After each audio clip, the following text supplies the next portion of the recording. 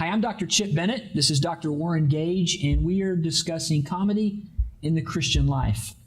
Warren, you and I have talked often about comedy and how comedy is misunderstood. A lot of people see it as a sitcom, something sort of to laugh at, but comedy, honestly, as a genre, takes something low and takes it high, sort of the opposite of tragedy, which is from high to low. And one of the things that I learned from you is to read the book of Revelation through the lens of comedy. You know, you have these 7 churches that they're not doing very well. Let's be honest. That they're struggling. At the very least, they're struggling.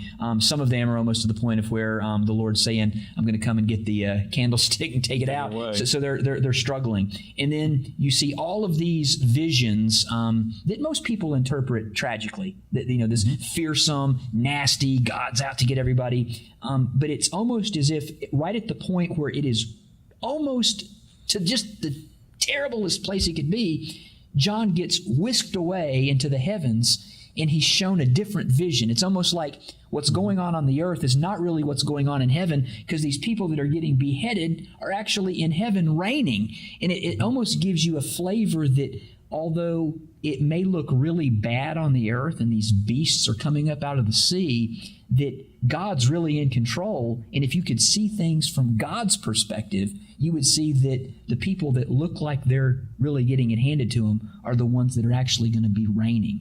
That's comedic, is it not? It's ultimately comedic. It's comedic in the ultimate sense, I guess is what I'm trying to say. It's a message that to the original recipients who had this Hellenistic view and vision of what comedy is, it ministered great hope that they could persevere through the sufferings. I mean, you read the 7 churches, and I think they represent all of the churches. Absolutely. I mean, I've at different stages in my life, I can identify with all each one of them. Yep. And so that the warnings are meaningful to me. Absolutely. They sober me in the days of adversity. And the encouragement that comes if we overcome, we'll participate in that heavenly city. That ministers hope. I think that's the message of the book. Sure. Throughout all the ages.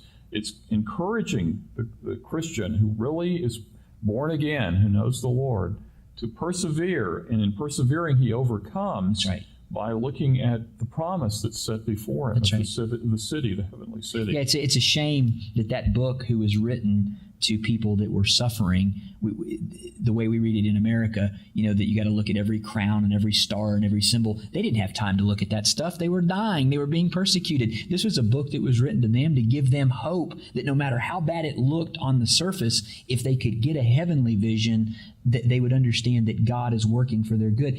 If we could understand that message in the American church, it would transform the way we live our lives, because we would know that no matter what we're going through, no matter what political regime, no matter what war's going on, if we can get that heavenly vision, that comedic vision, it'll change the way we live.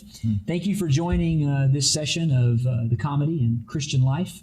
And we hope that these video series are helping you in living out your Christian life.